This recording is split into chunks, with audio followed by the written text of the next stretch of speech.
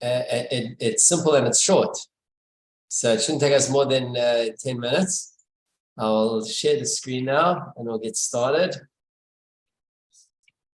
And what it really talks about is what happens when you get split decisions on a court. And we'll see that it's different for different types of cases and different courts. Is that just me bouncing around? Yeah. Let's see if That's better. helps. Yes, there you go. Okay, and we'll share the screen.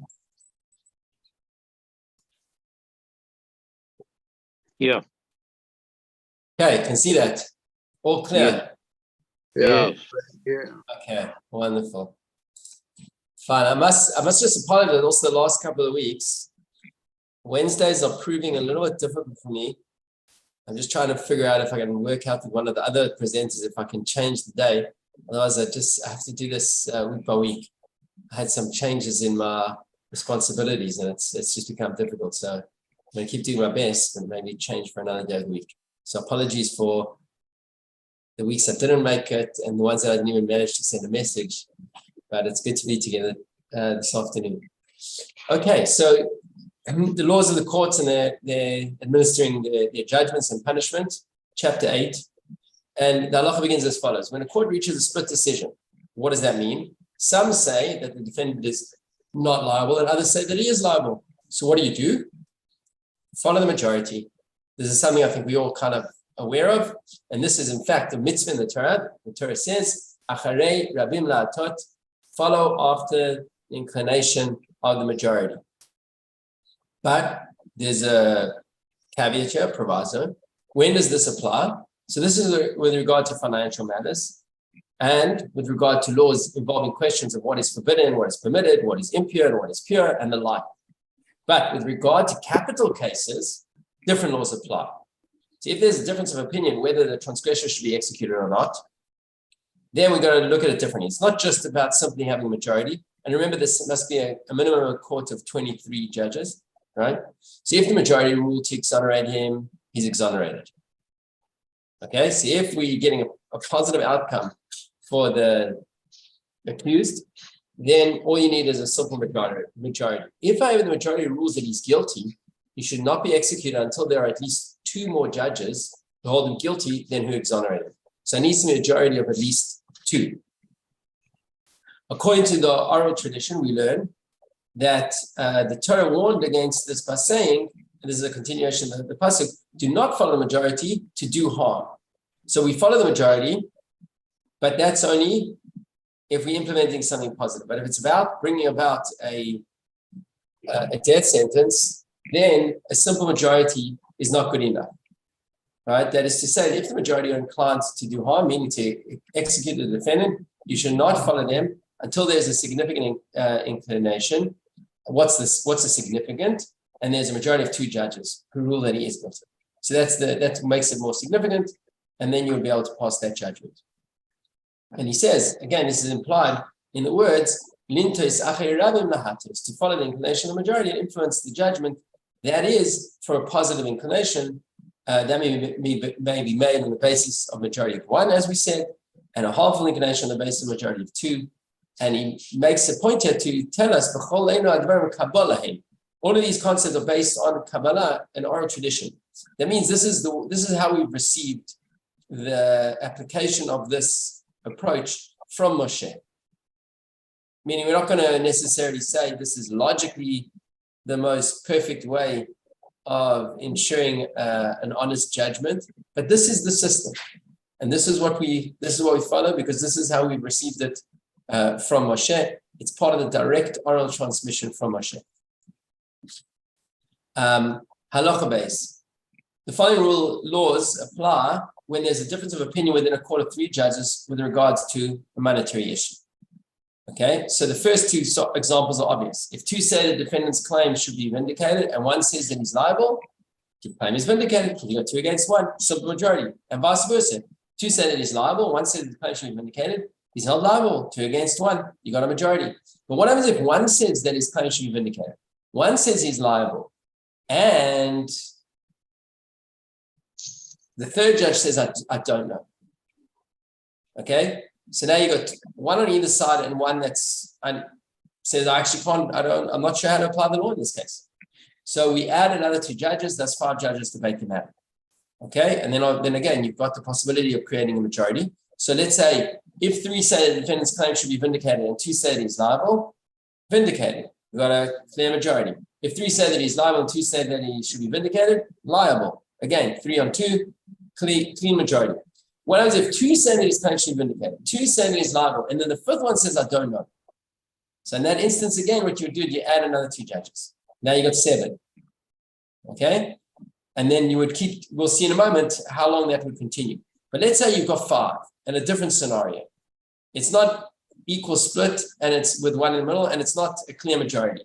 What happens? If there were 4 say his claim should be vindicated or that he's liable, and there's 4 on the same side, and only 1 says, I don't know, or 3 says his claim should be vindicated, 1 says he's liable, and the 5th says, I don't know. So now that you've already got a court of 5, as long as you've got a clear majority, 3 or 4 on whichever side it is, and it also, whether or not this applies, whether the judge who says I don't know is the same one who originally said I don't know, or it's a new one that says I don't know.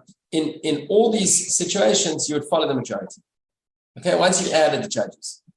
If in this situation as well, the opinions are evenly balanced, so let's say you had 7, right? Now you got 3 and 3, and there's a 1 I don't know in the middle. So you don't have a clear majority either way. Or in any situation that there is a doubt, okay? So then we continue to add 2 more judges until we reach 71 judges. Now remember, it's a monetary court. It's a monetary matter. You don't have to have 71. We've only arrived at 71 because you couldn't get a decision. Now you've got, but 71 is the largest you'll ever have. That's the Sanhedrin amount. That's the largest. You don't have any more than that. So now you've got 31. And let's say the issue is still unresolved. So 35 said he's liable. 35 wish to vindicate him. And 1 says, I don't know. So what do you do then?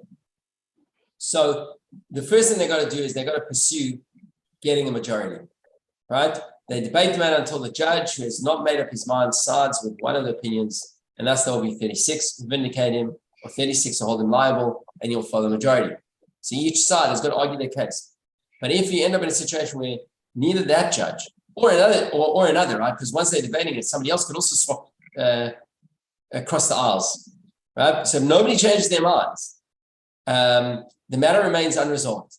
So it's a case of suffix. Now you've got a determined suffix with no resolution. So what happens then? If you've got no resolution, what do? So he says, then the money is allowed to remain in the possession of its owner, or at least the one that's holding it, and the person that's claiming, unfortunately, the money stays where it is, right? What do they say? That possession is like 4/5 of the law. So if that's where the money stays where it is, basically, in a monetary claim. And a final short halacha, when a judge says, I don't know, he's not required to explain the rationale for his statements and explain the reason why he's in doubt. In contrast, the judge who rules that a litigant's claim is vindicated must state why he's vindicating the claim. And if he holds him liable, he must state why he holds him liable.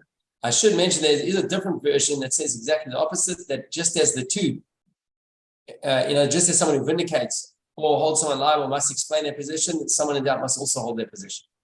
So there are 2 different versions. I don't know what they did in practice. Okay, but okay, that's the end. Let's quickly do the question. Then I want to share. I'll share a brief story.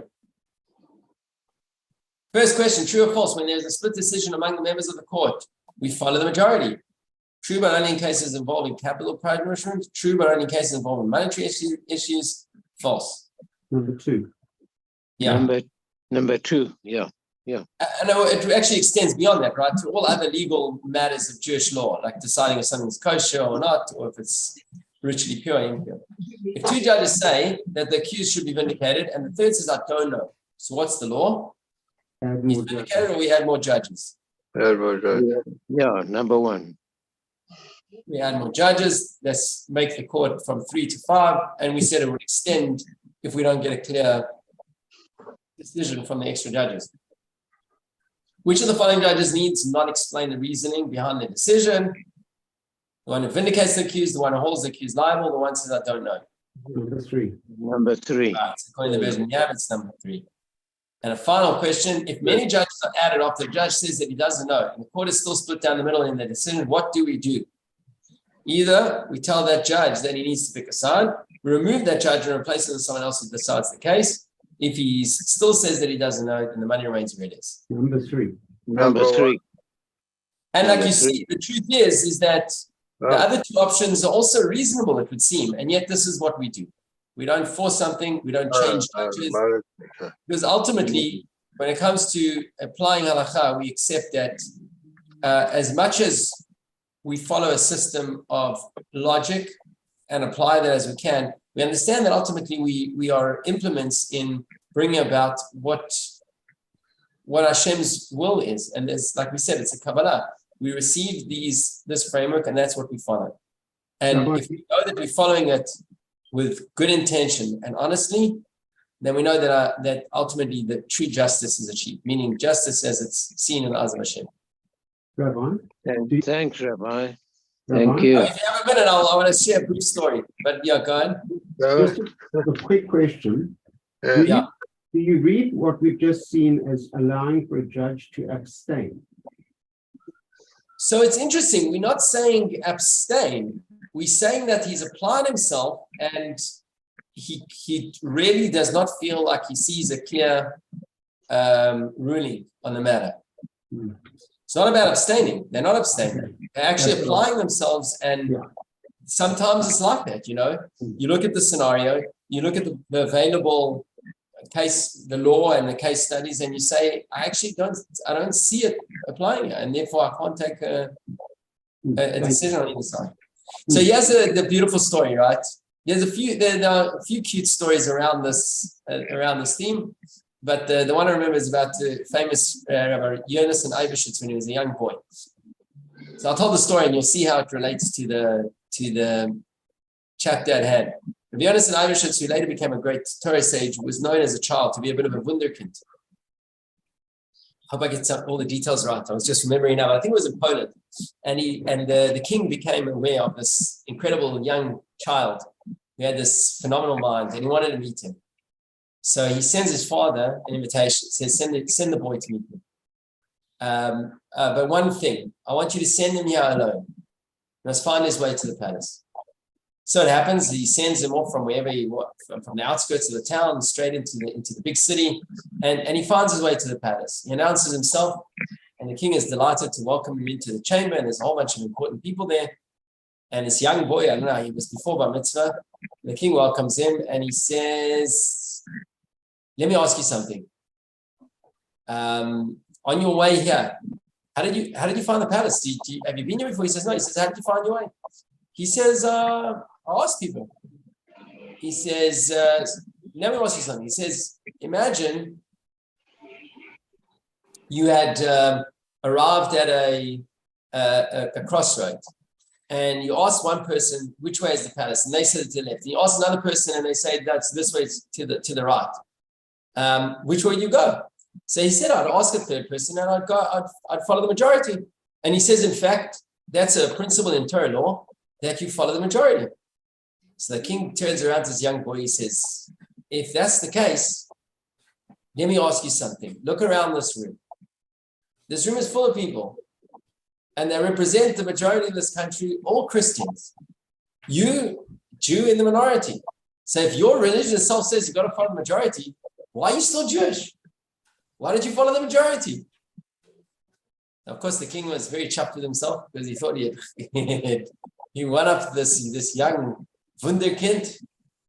And the young Rabbi Yonason turns around to him and he says, you know, when I was on the way, had I encountered a moment where I wasn't sure where to go, so I would seek out a majority to choose which direction to go. If I ask someone, where's the king? I'll have to follow the majority. He says, but standing in this room, and even if the entire room would tell me that the king is not here, because I can see you, I have no doubt that you are the king and you are here, then I will follow my own opinion. I know what the truth is. He says, when does the Torah say you're going to follow the majority? That's in a case where there's a doubt. But when I have no doubt, when I know that this is Hashem's world, then I'm not looking for something to weigh my decision. It is absolutely clear to me. And that was his response. It's important to remember that. This concept of majority is when there's a doubt. But if it's something that's very clear to you, then of course you follow our understanding, our faith, and our conscience, and not what the majority would be saying. Okay. Yeah. Anyway, Thanks, Rabbi. let's Thank continue you. together and have a lovely week forward. Sei gesund. Thank Bye-bye. you. Rabbi, Cheers, can guys. I ask something? Sure, go ahead, Simon.